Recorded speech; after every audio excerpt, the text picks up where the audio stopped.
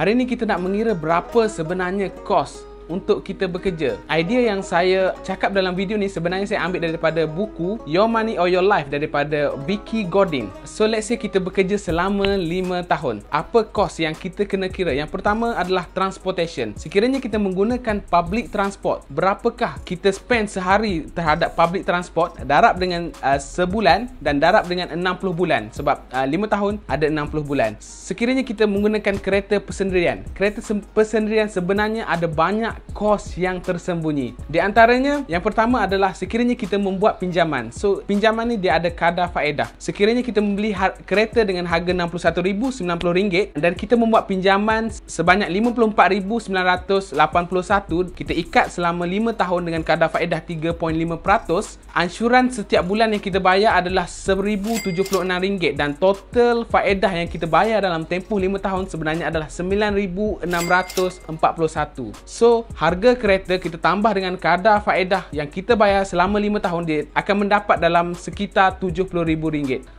Selepas tu, susut nilai pada kereta yang kita beli. So, harga kereta asal yang kita beli RM61,000 tadi, kita dah pakai selama 5 tahun. So, harga semasa kereta tersebut, let's say kita kata dalam RM31,000. So, susut nilai harga kereta tersebut dalam RM30,000. So, RM30,000 tu kita kena kira kos sebagai kos untuk kita bekerja. Seterusnya, petrol yang kita gunakan untuk pergi kerja. So, darab dengan sebulan dan darab dengan 60 bulan. Seterusnya, maintenance kereta yang kita buat selama 5 tahun. So, kira berapa maintenance yang kita bayar selama 5 tahun. Seterusnya, cukai jalan dan juga insurans kereta. So, berapa kita bayar cukai jalan dan juga insurans selama 5 tahun kita pakai kereta tu. Seterusnya, tol. Sekiranya kita lalu jalan yang tempat ada tol. So, berapa tol yang kita bayar setiap bulan? Dan darab dengan 60 bulan. Parking kereta.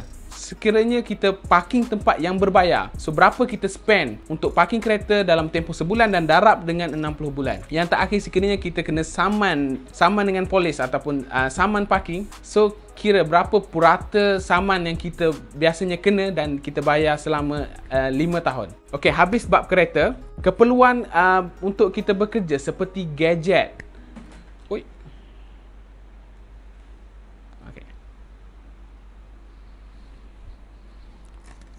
Sekiranya kita memerlukan gadget-gadget seperti laptop, tablet, so berapakah sebenarnya kos dan sekiranya kita membuat pinjaman, kita kena kira sekali kadar faedah yang dikenakan terhadap kita. Seterusnya, pakaian kita untuk pergi kerja. Sekiranya kita ada pakaian khusus untuk kita pergi kerja, so kita kena kira tu sebagai satu kos untuk kita bekerja. Contohnya, safety boot, topi dan sebagainya. Seterusnya, makan dekat luar. Sekiranya kita ada tapau juga untuk bawa balik makan malam, kita kena kira juga kos sebagai beli makanan dekat luar. Seterusnya, escape reality. Escape reality ni duit yang kita spend sebagai escape terhadap kerja yang kita hadap hari-hari ni, seperti Netflix ataupun juga fine dining. Seterusnya, kita membeli barangan yang tidak perlu. Sebagai contoh, aku kerja kot, tak mampu beli TV 70 inci.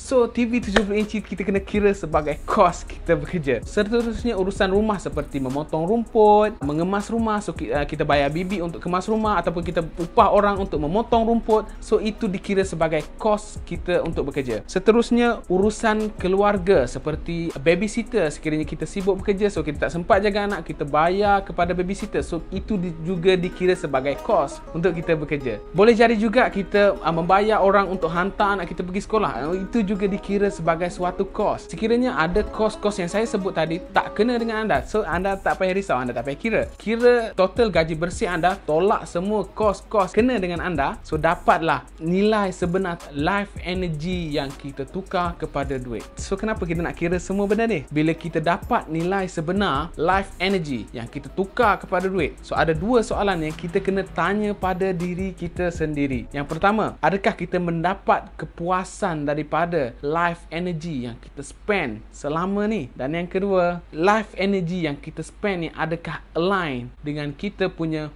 value of life? Tepuk dada, tanya diri. Assalamualaikum.